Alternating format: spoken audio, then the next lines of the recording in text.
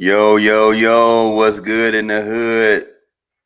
What It's your up? boy Coach Cliff, everybody. What's going on? It's Wisdom Wednesday. V Lang in this thing. Put me in, coach. Come on, we gotta win this game, man. I need my superstar in this game. What's going on, fam? I can't call it, man. Just yeah, winding up this week of vacation, man. It's been great. Well, this podcast gonna be all about you, bro. You just to give y'all a little history. First of all, welcome everybody. Welcome Blended Lines family to the Blended Lines podcast.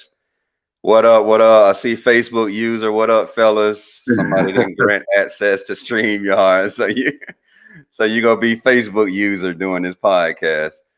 Um, it's Wisdom Wednesday. It's the chop up, Coach Cliff and V Lane. And just before I give it over to V Lane, man, this podcast is dedicated to him. Me and Vance been knowing each other ever since college days back at the University of Alabama. He grew up in Mobile, Alabama, and this dude has always, ever since I've known him, been in radio or news or something like that. DJ, technical director, all that good stuff. And he went from Mobile, Alabama, to the Big Apple, working for a huge media company. So in the black community, Vance will be one of those people that we kind of surround and protect and, help build up because we see the potential and we want them to make it. And in my eyes, Vance is that dude. So Vance, I can't talk about your story like you can, man. So I just wanted to give an introduction and I salute you, bro, because it's a big deal, man. So how was the travel, man? Give us a breakdown. I'll give you the travel breakdown because I was like tearing up a little bit. Like you talking about me, man.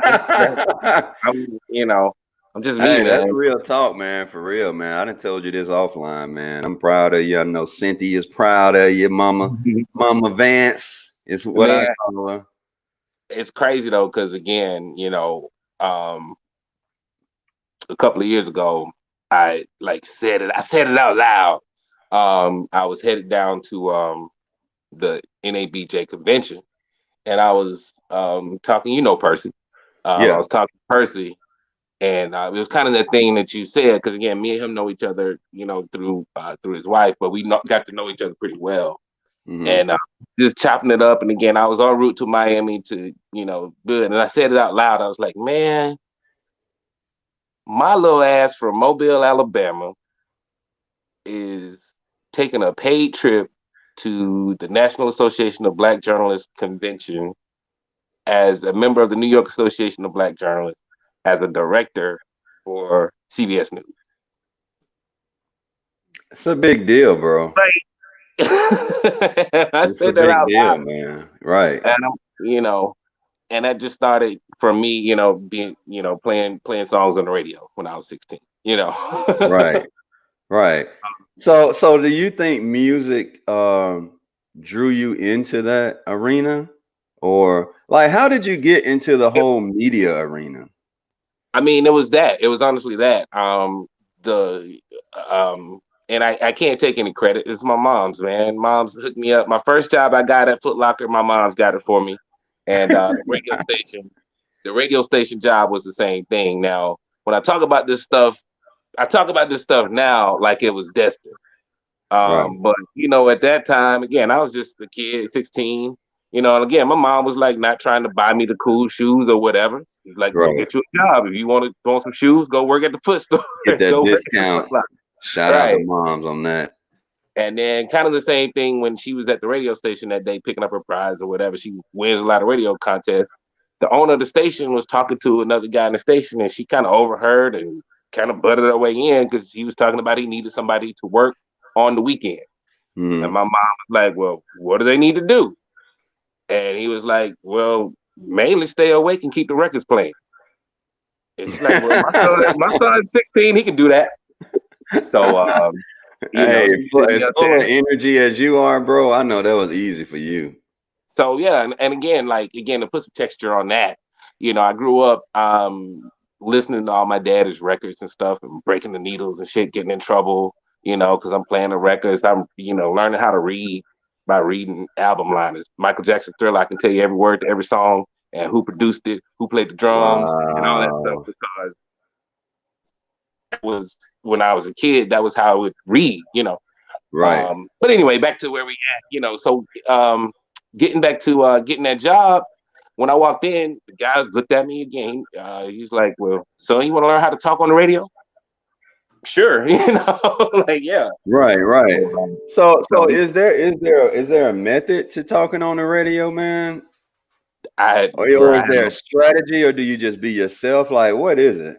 I mean, for me, I say be yourself because again, when I started, I'm a kid and I'm trying to sound mature, and I got my old got my old air checks around here somewhere. Like I said, I'm sitting in my old house right now, but I got my old air checks around here. You can hear me 98.3 WDLT. I'm Van Slang, giving you trying to sound older and Hey, you broke out the Barry White voice. That's what you right, did.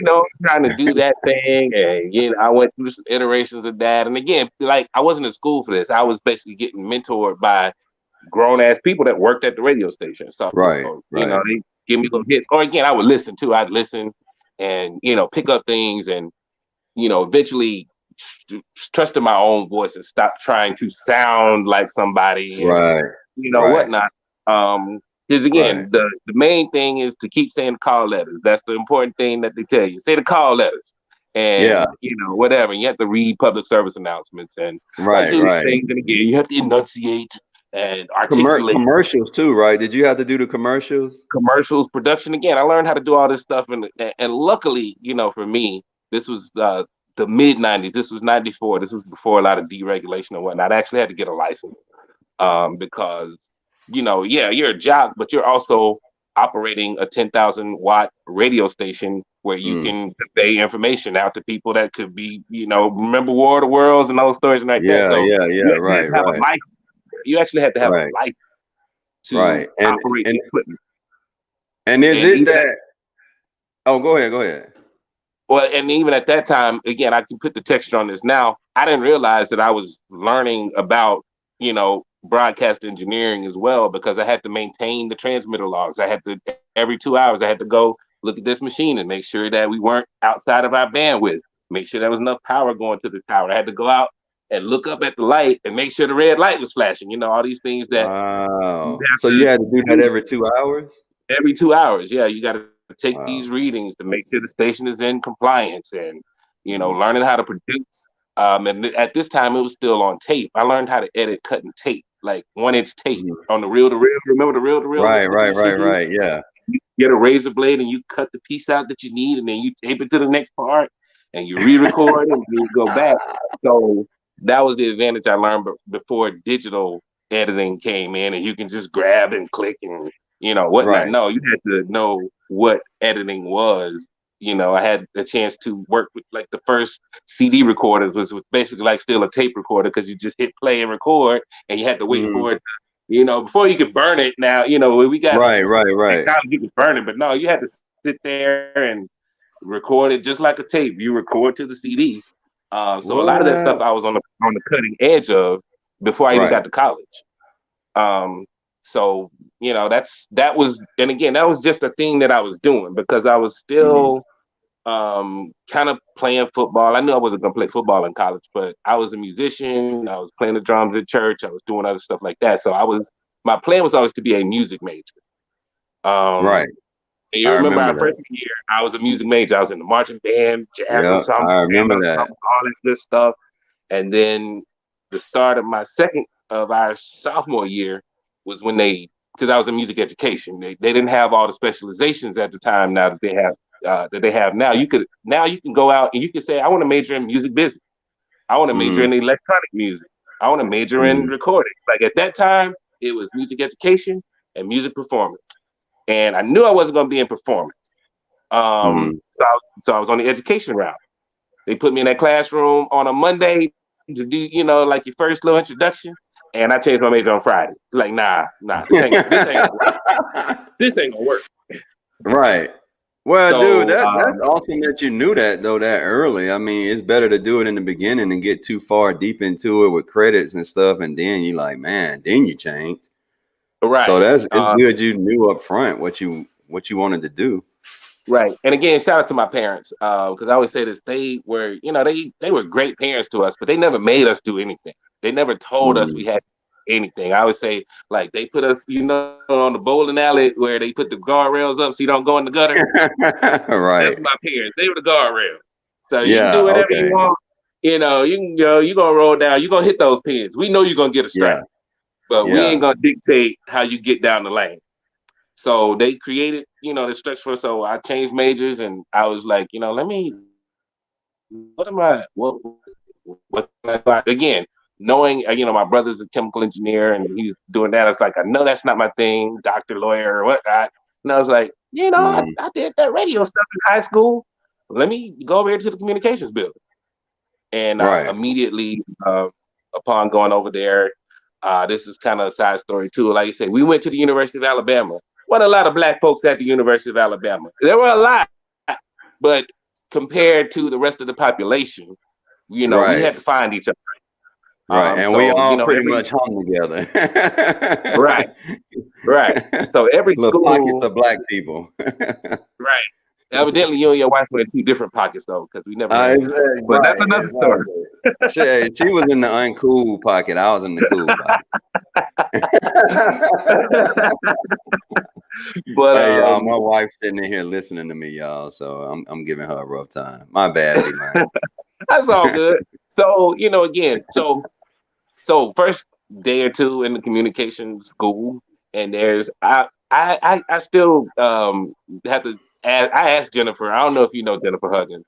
Yeah, Um, I know Jennifer. Of Jennifer, course. Yeah.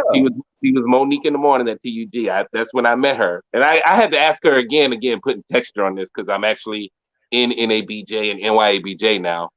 I was thinking that this was an NABJ meeting, but either way, it was all the black students. So, Right. so I'm meet, we're going around the table. Hi, I'm such and such, and I want to be this, and I'm such and such, and I want to be that. I'm Right. such and such, and I'm an intern at the radio station. Boop. So I keyed in on her, and that was Jennifer. It was Jennifer at the time. She was Monique in the morning. So I was Right. like, Right. hey, so again, my network was already starting. Hey, what's up? I got some radio stuff. And she's like, hey, they looking for somebody to come up there and see what's up. And the next thing you know, that's how I was on the radio at TUG. Because I went in there. TUG, boy. I went in WTUG. there. You remember WTUG? You was listening So to Vance and didn't even realize it. I know 92.9 WTUG, classic old school, and today's smooth R&B right here in the center. Right here Wow. on Skyler Boulevard. Somebody bring your boy a fish sandwich. Just to drive at 5. I need a fish sandwich. If you're cooking Hey, out do today, you remember, somebody come and man, holler at me. when you used to do your little thing where you would go off site? I came and saw you one time. You was at a car dealership. I remember Oh, that. oh my God. Oh my God. Oh my God. Yeah, Oh my and God. you was Oh my doing God. like a on-site. I guess you was maybe marketing for them or something. So I came Pretty out much. there. I Yeah, remember vividly. you take me back. What was it? Magnolia Nissan. Jesus, I Yeah, remember. Magnolia Magnolia Nissan. Nissan right And there I on the came corner out of there. You was on the on the radio, had your setup and stuff out there. I think you had some shirts or something you might have been right. giving You had a away. little headset going on. Yeah. Oh man, you're really taking me back, man. But again, like even that Yeah. stuff, like you know, um, at the time though, I was not necessarily in my future seeing again Manhattan CBS News technical director. I was still doing a radio thing, pushing toward being like the next P Diddy, trying to do a music thing. But Hmm. but when I started, like I say, you probably remember more than I do. It was but I got that job and I was doing that. Um, until I finished school, basically, and then Hmm. I went to Nashville to chase a girlfriend. I went to Nashville to work in the music business, No and judgment zone. I worked on Music Row for a little while, and then that dried up real quick, and I had another little music venture in Atlanta that dried up again, and I found myself back at home with my Hmm. mom and dad, looking around. And I happened to be picking up the paper here, and then I'm just back in Mobile, picking up the paper when they still printed the paper every day and put one ads in the paper. Uh, Hmm. the local NBC station, Channel 15, was looking for a master control operator, which Mm-hmm. was a term I had never heard throughout my schooling. Mm-hmm. But it's a job at a TV station. So I went down and put my put my application in, all of that. Now, here's the texture on that I found out later. In the sales department at the TV station, was one of the salespeople who worked with me at the radio station when I was a teenager. Mm. Wow. And she told me later, she's like, I went to the dude and told him to hire you. I didn't know what the position was for. I saw you in the building and I asked who he was Mm-hmm. in here talking to. And I went to that dude and I said, I don't know what he's here for, but you need to hire him. And That's what's up. I love it. you know, so I don't know again if that swayed him or not, but I got the job. Now I'm doing mass control operator, which is basically the cat that sits there and basically watches the station all day. Okay. From the morning to the night. Today Show, Regis and Kathy Lee, Judge Judy, the news. You sit there and make sure everything is going in on time. Um, Mm-hmm. and then from that, you kind of branch out and do other jobs. Hey, we need you to run camera for the newscast. Mm-hmm. We need to do audio for the newscast. And then eventually, I'm looking like I want to be a director person. So that's basically how my TV career got started. And then from there, I went to Charlotte for a few years, went back to Mobile, went back to Charlotte, and then went back to Mobile. I did uh, Wow, I man. did that a couple of times. After I got the TV job, again because I was in Mobile, I was still young. I wasn't trying to be in Mobile, trying to be Right. somewhere else. Right. So Right. so combined with my radio experience, I knew that my resume was decent to like start looking for other jobs. Right. So I ended up, sending out my resume to different places, and I got a bite from Charlotte. And again, I'm saying this in context with some texture now because, people in my position now ask me how to get jobs and all that good shit. I can't tell you. I don't know. I got to hook up for every job how to get one. I Yeah. mean, and the sad part is that I've seen the how arbitrary the hiring process can be sometimes. Mm-hmm. We'll Mm-hmm. talk about that a little bit later, but I've seen how arbitrary the hiring process can be.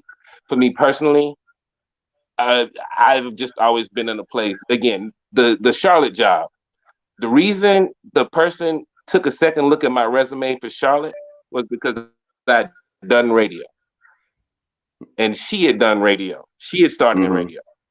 Mm-hmm. Mm-hmm. She was like, "You had a very little TV experience." I hadn't not even been doing TV for a year when I started, looking around.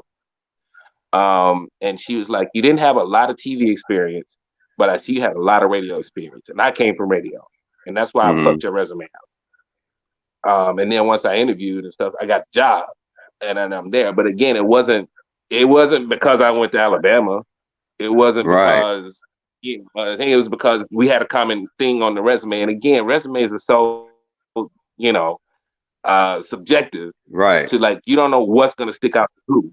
But it was the Right. radio that stuck out to her. To say, hey, let me call this guy back. And then I got in the Mm-hmm. office and then hey, yeah, let's do this. And then Right. between that, I was there for like 3 years. But God, Kim, you're right. I was there for like 3 years. I ended up going back to Mobile. I can't remember all the chronology because after the BP oil spill, I wanted to move home. So I ended up coming home for a minute.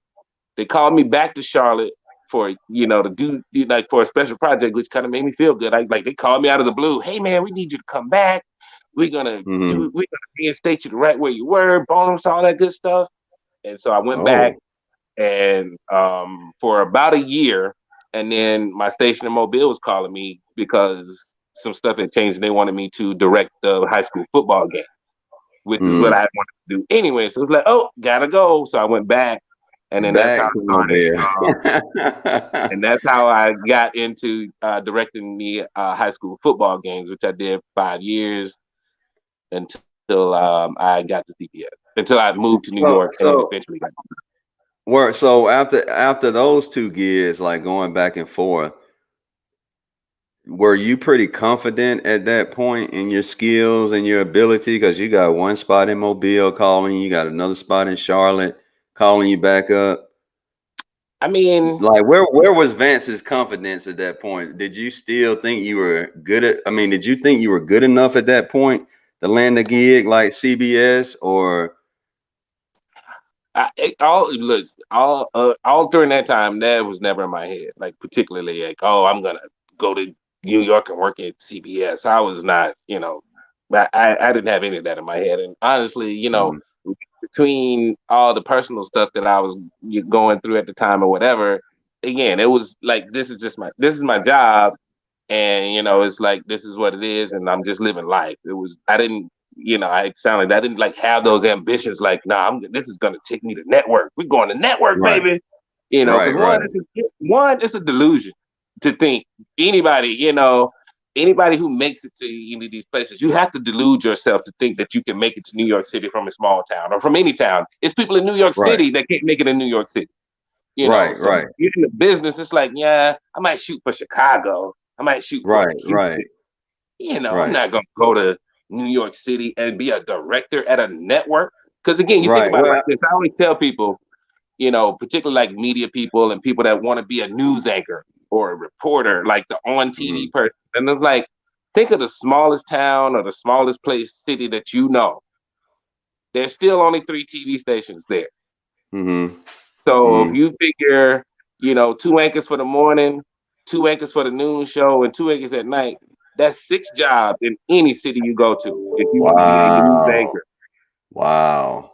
And that's the same thing with the networks. There's only Good Morning America, the Today Show, and CBS This Morning. If Right. you want to be the technical director for one of them 3 shows, guess what? The guy that's doing CBS This Morning, he's been doing it for 30 years.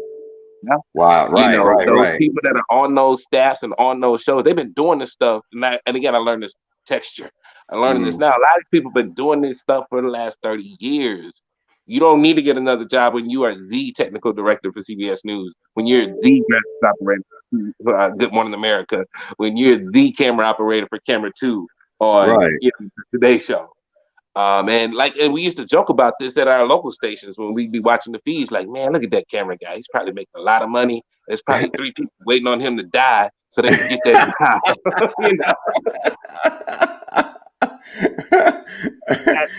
And then Right. once I got there, that's almost the truth. Like, I'm like laughing, bro, because I know that mentality. Because at one of my previous employers, there was a thing was like people who had these key positions and they was there for like 30 and 40 years, and it was literally people waiting on them to either retire or die before they could post for the job, which is crazy. But I asked you that because you know CBS is a big deal, bro.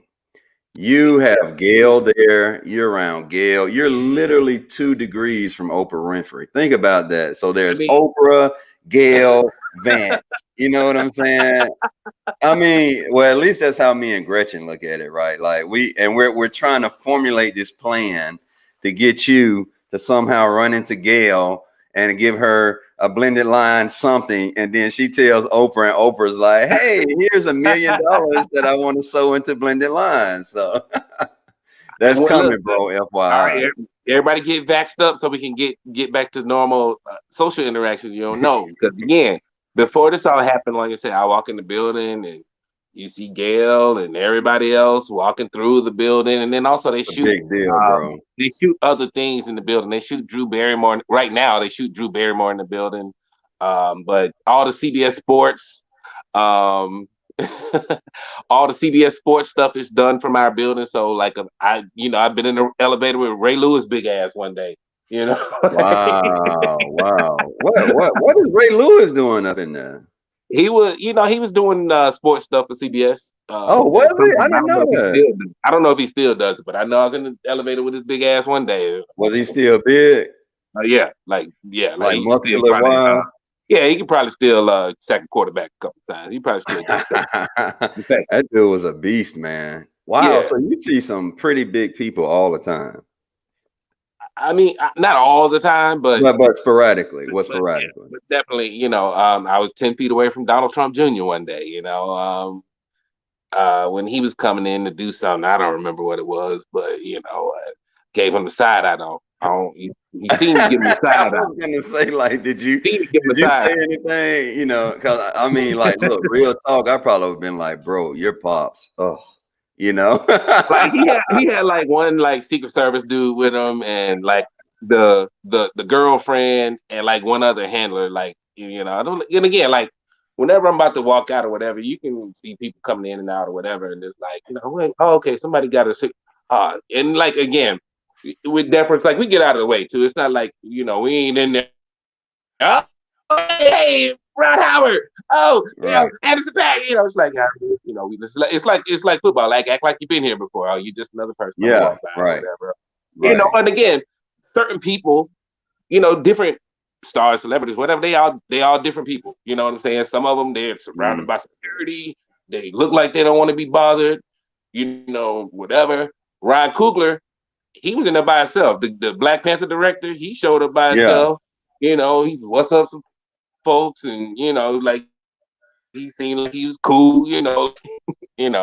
Right. And again, a lot of more celebrities than not do you think travel without security. Um, Mhm. Gail.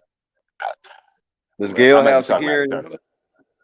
She didn't at one point. I'm not sure now because after, and this is the thing. As I Oh, the said, whole when The Kobe Bryant deal, yeah, right? yeah, Yeah. she after Snoop Dogg said some things and people got inflamed. There were some. I Man, think there was hey, like Snoop blasted her, yo. He uh blasted her. But, that we was all hurting during that time. So, well, let me ask you about that, man. From your expertise, from a like, you've been around enough anchors and people that do interviews.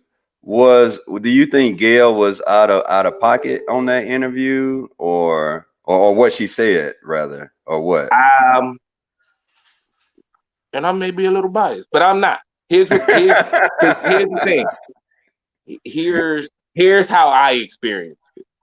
Okay. Um, and again, you got to realize that I'll speak on it more later, but the way I experienced it, and I'll just give you my Kobe Bryant context in general. So, like any big story, we're at work one day, and this was a Saturday, I think, or whatever day of the week it was when it happened. Mm, Um, just like any other buzz that kind of comes through the control room, or we're monitoring news sources all day and whatnot, and it's like, guys, there was a plane, a helicopter crash in California, and the early reports of that it was Kobe Bryant. I know you was like, oh yeah, right. Like, Blew that off. we'll wait. It's like, we'll wait, get some more confirmation. Because again, I think TMZ was the first ones. And again, incredible news organizations hate TMZ for breaking news stories. But when they break shits like that, they be for real. And like people, and like I know there's a thread in the group about media. Is the media trustworthy? We can get into that, but we ain't Oh gonna get yeah, into yeah, it. yeah, yeah, But yeah. TMZ, like right now, we're talking about TMZ, and y'all know TMZ is generally the gossip, gotcha, catch you at the airport or whatnot. But Right. when they report credible news stories, Michael Jackson's dead. They were first. Um, Wow. it's about five hard, real news stories that they had confirmed first, and all the networks could not even get the confirmation. How does So that they have to happen, wait. bro? They have to wait and get the official confirmation. And then it's like they also don't want to say TMZ reports that Michael Jackson is dead. CBS News does not want to say TMZ reports that Michael Jackson is dead. NBC News does not want to say TMZ reports that Michael Jackson is dead. Now they will say, the Wall Street Journal report. They'll cite another, quote unquote reputable organization if they don't have it yet. But when Mm, it's TMZ, you got to get the facts. Now here's what I think with TMZ and some of these, particularly these like Los Angeles and New York stories of, when they find these exclusives or they find out somebody's dead before anybody else. I think they got people on the payroll that work in places. They got nurses in these okay. hospitals or Yeah. staff or people somewhere, or they put out they let it be known that, hey, if you work in the hospital or you work in the court or you work somewhere and you get us that good info, we're gonna break you off. If you can get Yeah, us, you can get us proof that Michael Jackson is in that hospital dead, we're gonna break you off. And there are people right. who like, oh shit, that's Michael. Let me call Harvey Levin. Because again, Harvey Levin, he's an attorney. So he ain't gonna Yeah, run Michael Jackson is dead right. without.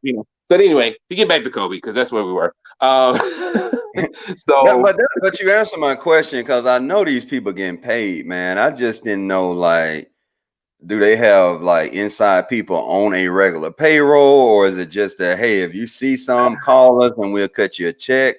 right. It's not. It depends on the case. Sometimes it's not a regular payroll. There's a movie. Now I'm getting on a tangent here called Nightcrawler, starring Jake Gyllenhaal. Okay. Um, and it's. I mean, it's a kind of a killer movie. But his job. He's a stringer. And what stringers are people who have news equipment and they don't work for anybody. They listen to the police radio, and when there's a Uh-huh. wreck, they try to be the first one to the wreck to get the footage to send to the news station, and the news station will pay them. Oh, really? Yes. So there's a whole industry of that, particularly Los Angeles, New York. That's somewhere between paparazzi Yeah. and you know that. But so Do they get paid well? Do you know? depends on the story. Again, you gotta watch the movie. But again, depends on the story, depends on Yeah. who's involved, depends on how good the video is, Right. Okay. all these I different got things. So that's what I believe is going on with that. But anyway, back to Kobe. you. Yeah.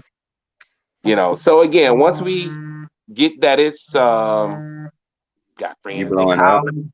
Um, so while so once it's confirmed and now we're in breaking news and we're covering the story and you know it's all sad or whatever. So by the time the week or two goes by when Gail gets the interview with Lisa Leslie, when the first time I saw the interview, I saw Mm-hmm. the whole interview.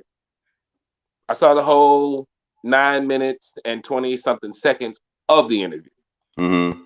So when she got to that part where she asked that question, and again, because I've seen Gail interview people about other stuff and about these topics, it in the moment again for me in the moment of me watching it again, we're watching in the control room like we watched thousands of other interviews with our correspondents and reporters with people asking tough questions, asking awkward questions, you know, following up.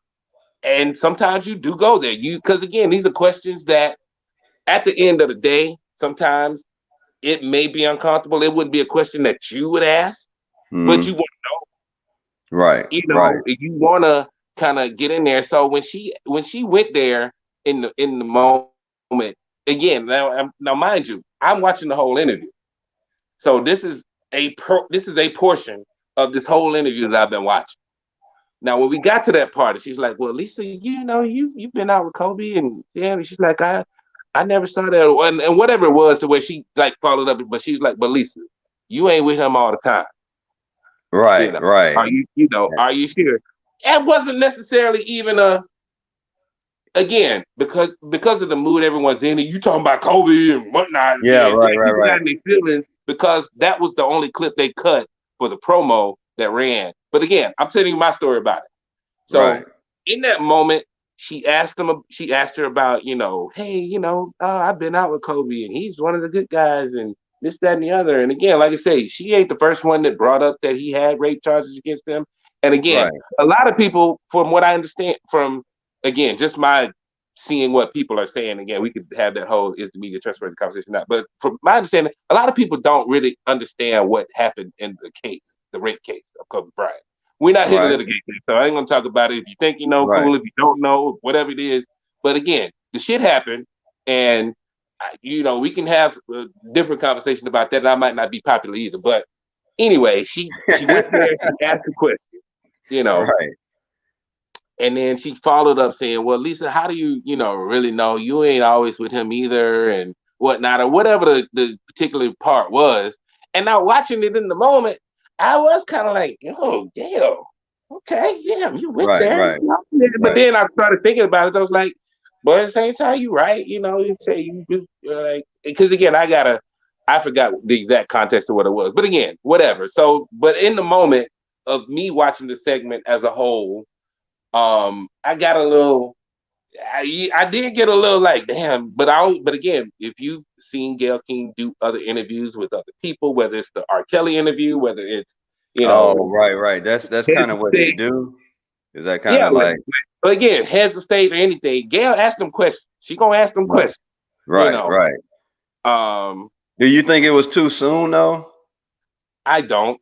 Again, other people had done it. It was because she was black. She was talking to Lisa Leslie, and and again, people already have their biases toward Gail and Oprah anyway. So if you don't like Gail, then that was just a real quick reasonable Right, right, right, reason to go right. on COVID. Because again, let me finish my part about it. So again, I watched the interview at work the night before we aired it on our streaming service, and then I went home, went to bed. And I got up the next day and I'm at home, doing what I do in the morning, Twitter on the shitter. And I see I see Twitter on the shit. Boy, you so stupid. I'm sorry, man. You got me with that one. All right, it just Twitter. comes to me, man. It He was just on the comes to me. Twitter shitter. But I'm up that morning, whatever I mean, have whatever news now.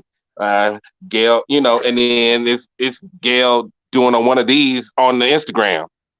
Yeah, I saw it. Yeah, which I So had never seen that before.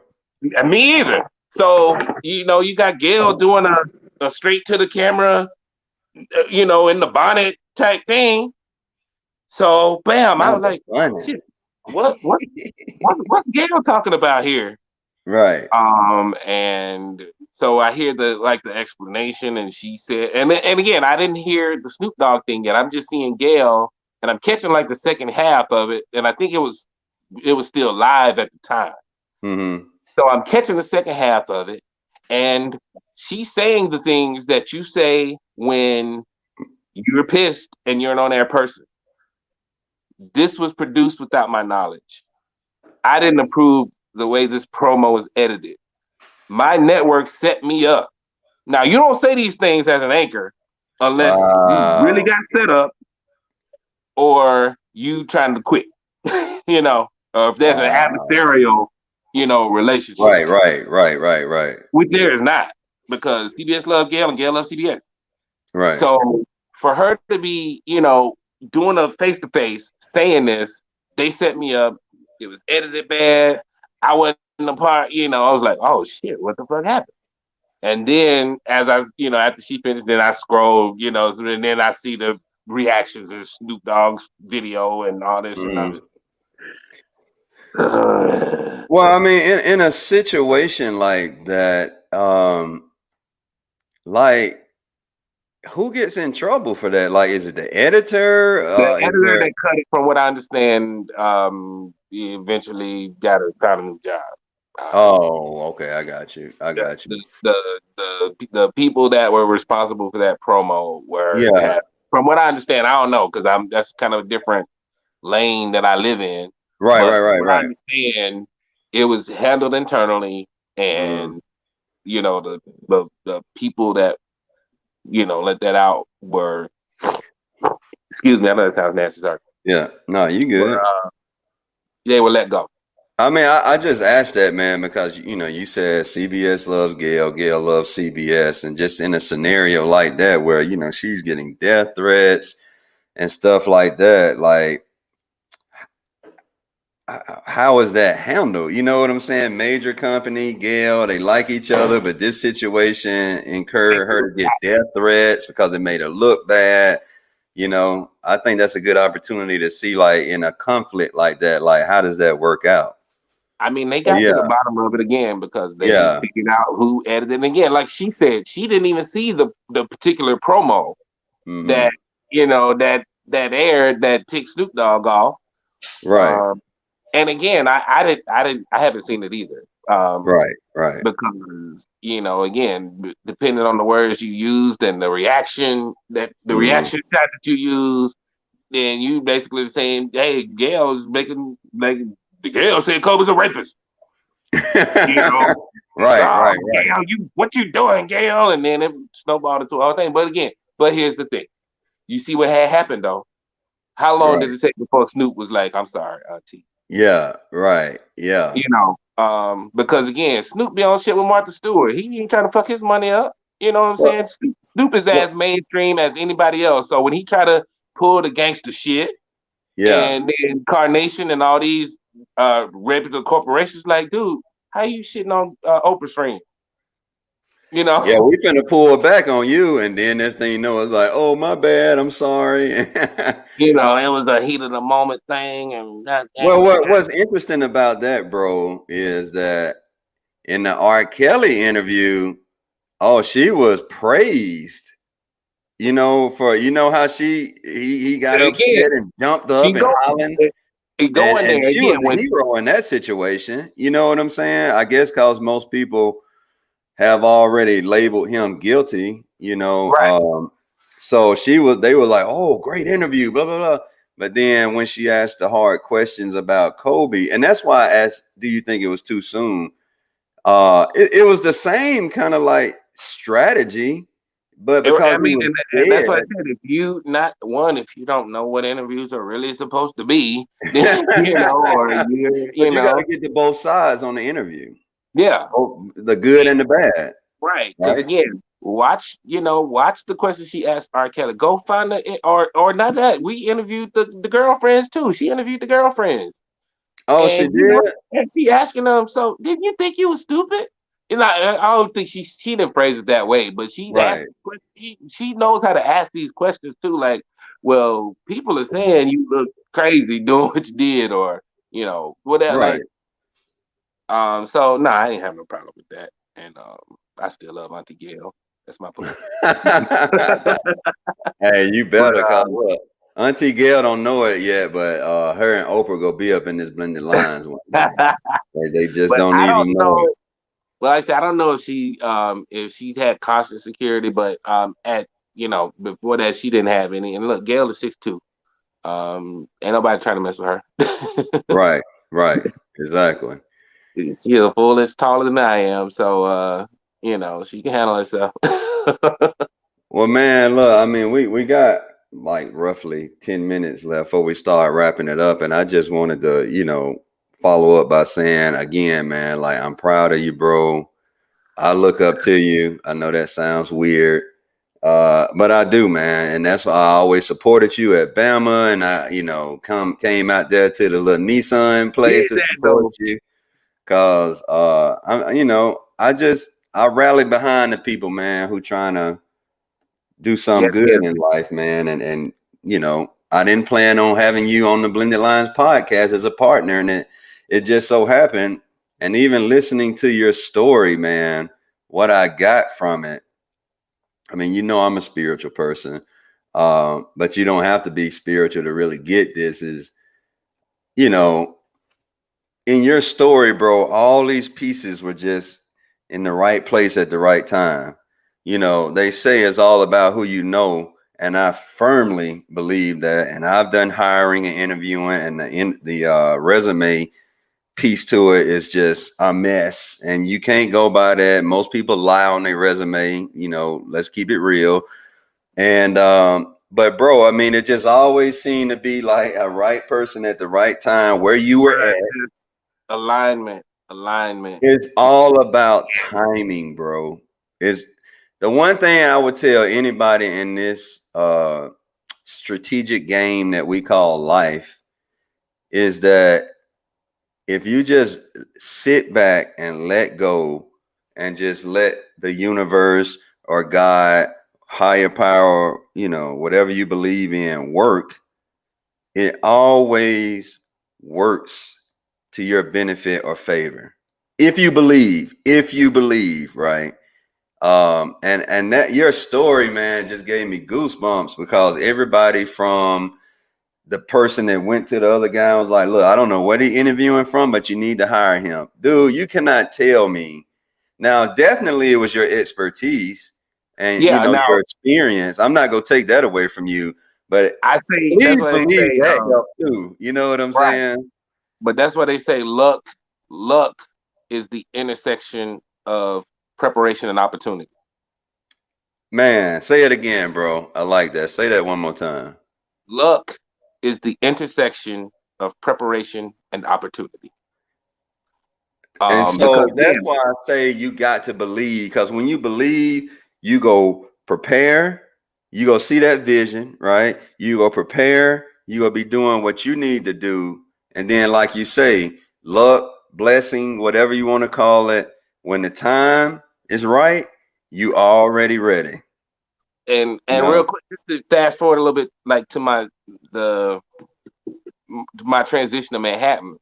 Not to truncate the story, but I moved to Manhattan not to work. I moved to Manhattan because I was going to marry my wife and I was going to figure out what life was going to be because I was planning on working at CBS. Right. But I was lucky enough to get a job at a regional um, station in Mm-hmm. New York State. And it basically was like the cable systems news program for all the places right around New York City. So it was Long Island, Mm-hmm. Hudson Valley, and Jersey, but Okay. not New York City. It was like specifically Right. not New York City, but it was Right. still TV. They didn't pay shit, but I was in the business.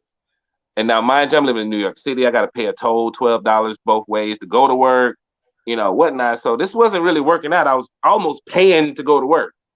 Mm.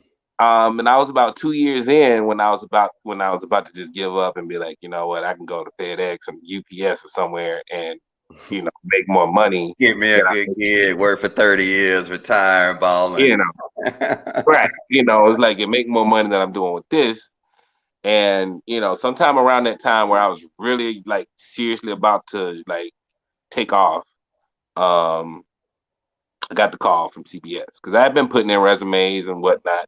And Mm, then at this point, honestly, at this point, I had stopped putting out resumes. Um, okay. I was over it. Right. And also honestly, I didn't remember applying for this exact job that I got either. I had to go back and find like, damn, I was like, did I apply for that job? I had to go back and like try to find that resume because CBS Right. wasn't they didn't have a lot of jobs out in the world anyway. Right. So I was like, damn, CBS called me, and honestly, it wasn't the first choice that I had to work at either. Or Mm, not my first choice anyway. It's like I wanted to be at NBC or somewhere like that, right. But I got the call, and you know, it was still like a maybe a few months process, but I got that call one day at work, and I had to like I was getting ready to do a live newscast for the station that I was at. It was like 10 minutes to the show, which usually I'm like totally like just locked in. I'm like not like nothing penetrating my focus. Right. But like I said, by this time I was kind of, I wasn't, my heart wasn't fully in it and whatnot. So I was, I noticed my phone ring, Right. and I looked over, and it was a number that wasn't saved, and I don't answer that. But it was a Right. New York number. I'm like, well, why is somebody from New York calling me? I don't know nobody here. So I Right. picked it up, and it was the assistant to the vice president of news production for CBS News. Uh, Ooh. okay. So again, I'm still with like in the kill zone for this show. I'm like 8 minutes out. I got stuff that I'm supposed to be checking in, checking out, live shots and whatnot. I got up from the board. Jenna, I'll be right back. That's my tape operator sits right next to me. I was like, I'll be right back. Mm-hmm. Hello? Yeah, this is Les Goldstein. I'm the assistant to the president. Like his whole spiel was like a minute. Like that, he wants you to come in tomorrow, but if you can't make it tomorrow, he'll be gone for 2 weeks, and then you can come in. Wait, what? I'll be there tomorrow. What time? Okay, okay. I'm looking at the clock. It's like 57, 4:57. Like, okay, What's your address? Okay, great. Yep. Okay, okay. All right. Okay, okay. Bye. And you got it off in time? So yeah, now it's like 4:58. I run back into the control room, and again, people are when the director's not around and it's 2 minutes out, people are concerned generally. But luckily, again, that day was kind of a calm day, so everything was kind of cool. Nobody really Wow. almost noticed I got sit back down, look where everybody's cool. Live shots are up, great. All right. 20 seconds out, and then, man, Jenna, I ain't feeling too good. I'm talking to my tape. All right, man, Jenna, I I don't know if I'll make it through this show. And I did the whole show. You was building it up. You was building it up. We didn't all did that. I know where you're going. I Got know where done. you're And going. like, man, I don't think I'm gonna make it in tomorrow. And, and I We got up didn't the all, next hey, we day. didn't all did it, bro. We didn't all did. It's called the setup. You set that So thing up for the tomorrow. set it up. And I went in, and that was the first of it was at least three, if not four, interviews over the next um almost 3 months. Did you say 3 or 4 interviews, bro? Yeah. Because I Wow. got and I say it was like a random like Skype interview with just some dude who was probably in a headhunting company just to make sure I wasn't lying about my resume. You Yeah. know, just basically, I pretty much verified my resume to him, and he's like, Mm-hmm. "Oh, yeah, sounds good. You'll be getting a call from the supervisor of whatever." It's like, "Oh, okay." So Mm-hmm. that call didn't come for like another 2 weeks though. Um, got that call. Another in-person interview was set up with her and like her boss, Mm-hmm. and then I had another one more interview with just the vice president of news production after that. So now, after my fourth interview, again, I didn't get hired, after either one. And it was one of the things where it was still discouraging because, after I had the first like CBS supervisor interview, you do the follow up. Thank you so much for the Right. interview. Right. Crickets, Right. like I said, crickets. So like 2 weeks, like weeks are going by, not even oh, you're welcome or whatever. I'm like, oh, well, fuck this. And then you got the other calls like, oh, yay, hey, how you Right. doing? Right. How you Right. doing? Yeah, I can come in. Where the fuck you been? Okay, Um, so then after the last interview, um, or meeting, I wouldn't even say it was necessarily an interview, but after the last meeting, I finally told one of the anchors that I worked with at the station at the place where I was working. Mm-hmm. It was a black lady. We worked weekends together, so we had developed a rapport. Um, so I finally told her because she had always been like, man, brother, you got to get out of here, man. You're talented, whatnot, blah, blah, blah. But I had not told her I had been looking for another job. I hadn't told anybody. So I Mm-hmm. finally told her, one day at work, it's like, Vanessa, I've had some interviews with CBS, and I've had like my fourth interview, and she's like, really? My friend Rick works there. I was like, wait, Rick? So she's like, yeah, I'm having lunch with him next week. See? See, And man? a week after that, I got the call, and that call there, bro, was still like, because one, I didn't know how much the job paid, so Okay. I was expecting one thing, Right. and she said something else. And I was just like, oh, it starts at what? What?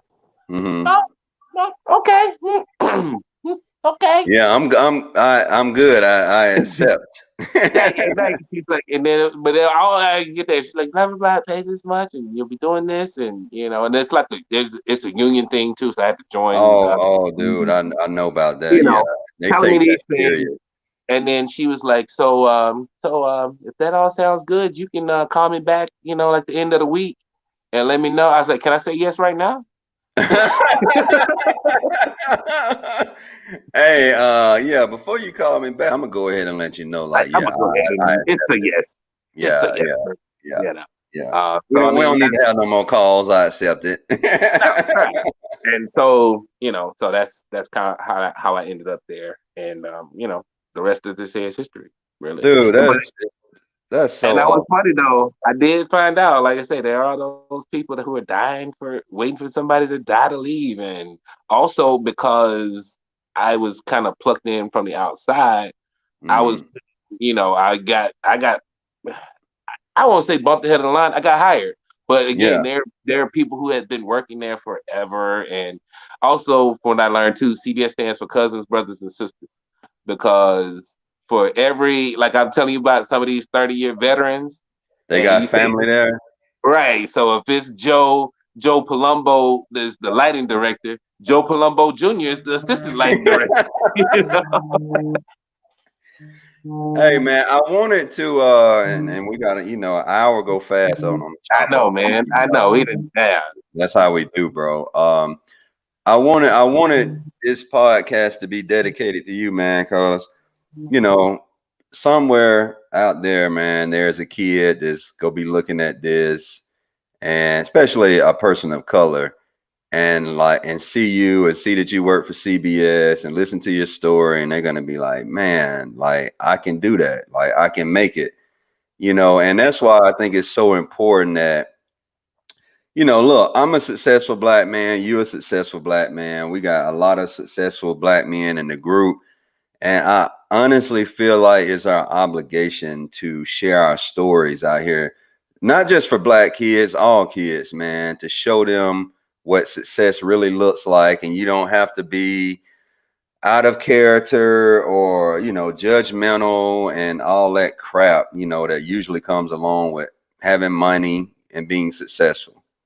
Right. So And then, thank you, and bro. also, like you say, knowing how to, how to act.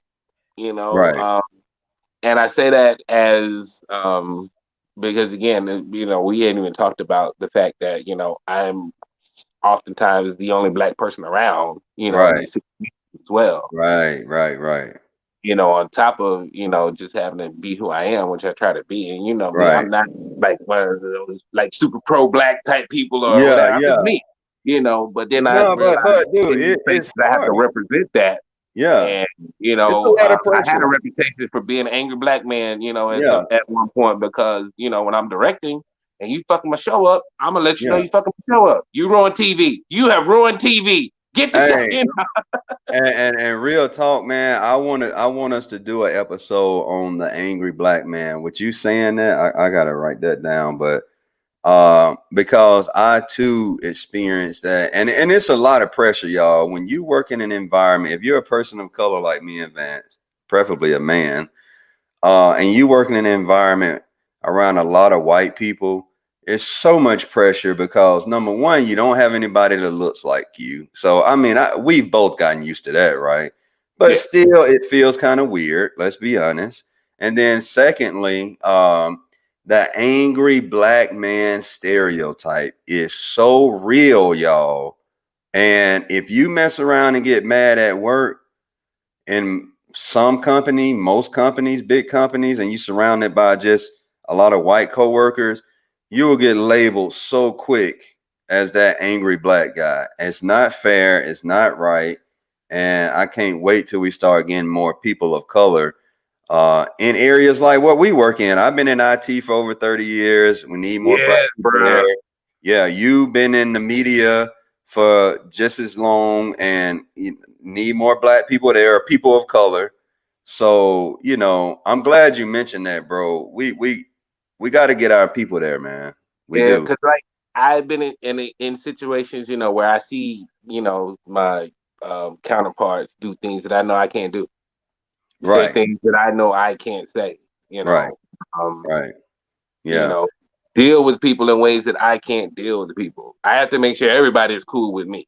I right, can't right. have a And chip on look, my shoulder about anybody at work because then I'm the angry black dude. You know what I mean? right. And that requires a lot of energy, bro. And then outside of work, as if that doesn't drain you enough, you still got family, you still got kids, you got a spouse, you still got to look out for Vance. All that stuff requires energy. And when your job is not CBS, I'm not saying CBS, but I'm just saying in a situation like that where it's drawing energy from you because you can't be yourself and you got to be worried about being labeled, it's not healthy mentally. I had to, I've, now I've come into my own now. Right, I go right, right, live in right. the group sometimes when I'm Yeah, directing shows and whatnot. And for the most part, y'all see that what you see right now is still what you right, see in the midst of the show. right, One, because right, I'm just right. that good at my shit too, that Yeah, I'm more relaxed when I'm just being myself and doing my show. yeah. And Which that is the key, right? and That that what also dude. makes some other people uncomfortable my confidence because then they'd be Yeah. like, well, you're talking too much during this time. I was like, don't worry about the fuck I'm talking about as long as your shoulders down. You know what I'm saying? Oh, I've been doing this shit. but see, now you're the angry black man. You But know now I that am the angry that's black man. what Don't I'm come in here talking at me. about. Don't Yeah, come in here at me with the craziness though. You talking to me about something that didn't happen. You right. know, you worried Facts, about what bro. I'm doing while I'm doing your thing. You know. Right. I get Uh, it, man. I get it. so Well, again, it's man, about the boundaries. But I the know we're over. boundaries, bro. The boundaries. Absolutely. Well, we That's at why I like 12 this on stuff. the The dot. conversation keeps going. Yeah, we'll keep talking all day, man. I try to be a big stickler on the time because uh I'm just trying to be a better person in everything I do, y'all. So hey, Vance, real talk, man. I appreciate you. The world appreciates you. The black community appreciates you, man. Mama Cynthia appreciates you. I know she a proud mama. Hey, Hey, this look. what's up? While I'm sitting here again in my old house, it's my old DJ Jazzy Jeff and the Fresh Prince Oh, you tape. still got the set Cassette. tape. Remember before he was Will Smith, kids, he was the Fresh Prince. It was DJ Jazzy Jeff and the Fresh Prince. And you had to have a DJ when you And was a it's a rapper. cassette tape in there, right? Is it a Cassette. cassette tape in there? Yeah, Oh my yeah, bro. God. I have not seen one of those in like 25 years, bro. Dude, like I That's said, I'm in the old house, man. You want to get some records here? I'm like, that's why I'm here, kind of like trying to get the record collection together. wow. So my pops, he giving me the record collection. Right. So that's kind of why I'm sitting here at my old house. This used to be my playroom, kind of. Right. You see all the old football trophies and shit up there. But this was like my little playroom where I could come and play the records. My drums used to be in the corner, or whatever, you know. So That's what's up, man. that's what I've been doing today, man. So when I get off here, I'm about to get out of here though, because it's been nostalgic and whatnot. Look again, bro. I'm sitting here with notes from college. You should read over 'em, man. That's reflection, man. You can get a lot of gratitude from reflecting. I do that a lot, actually. Yeah, Well, man, man. look, man, when you travel, bro, you make sure you be safe. Make sure you text your boy. Let me know you made it home safe, man. And just give me a holler. And everybody, we appreciate y'all checking out the podcast. Vance, you want to say anything before we get out of here? Just to you, man. I appreciate the love and support and the encouragement and the words of wisdom and whatnot. I out here trying to live life, man. Like I said, I'm glad I don't want to cry, man. But you said I'm glad, we were able to It's okay to be like sensitive, man. reconnect. I'm a sensitive man. Embrace it. To reconnect with blended lines, because again, like we talk like me and Cliff, like we've been talking like this since college. We haven't. Me and Cliff Right, just reconnected really last summer when he started this right. group. Yep. So and again, that's been a help for me during quarantine and whatnot to be able to interact with people because, like I said, I was used to at least just walking the streets every day and seeing people, or Right, whatever it is. right. So the quarantine, we lost a lot of that, just Yeah. the incidental interactions, or Right, right. it was another article I read about it was basically about bar buddies, and it was like the lost friends during the pandemic, and it's those random people that you meet at the bar or Right, right. at the corner store, that kind of stuff, and like you Yeah. don't have those random interactions where you meet people. So yeah. It's So the little anyway, things, bro. That's why I do those posts, man. It's the little things that we often overlook but are so important. yeah, man. So I appreciate you. Thanks, and again for highlighting me and my little story and journey. Because like I Yeah. said, when you say it out loud, it is kind of amazing. Yeah. You gotta But give for me, yourself credit, bro. You gotta give yourself credit, Vance, man. It's a big freaking deal, bro. I always still deflect and be like, it's because of my mama. My mama did it. She just, but again, it's like the thing where they just rolled us down the lane. They didn't say, Mhm. no, you gotta curve right and it's gotta be a stripe. Like, no, here's the lane. You see the pins. We're gonna roll your ass off and you gonna hit Have something. fun. I mean, Yeah, basically, and exactly. that's the other thing too. We didn't get in trouble. We were good kids. Mhm. And again, we were in a and like I said, we weren't rich or anything. But we were in a good environment that we didn't have a lot of outside influences, even kind of like pulling us in those directions, or and if we did, we knew how to navigate them. They'd be like, nah, that ain't right. Or, Right. even I remember high school, like they had gangs and shit in Mobile. Like, how you in a gang? We live in the same neighborhood and y'all in different gangs. How that work? Right. I was Right. that kid. Right. So, Right. Well, you so made it, bro, and that's what's important, man. That's what's important. I All appreciate right, it, Blended man. Lines family, we got to get out of here. I know I do, I man. do. I got to catch a flight later. Again, I'll be in the group and doing some other stuff, but I had to Yeah, sit down man. and just do this for you, man. For you, Cliff. Hey, I appreciate it, man, and I'll be looking for your lives later on today. All right. Okay, man. All right, man. Hey, Blended Lines family, y'all have a good one. Love y'all, man. Y'all be safe. Peace.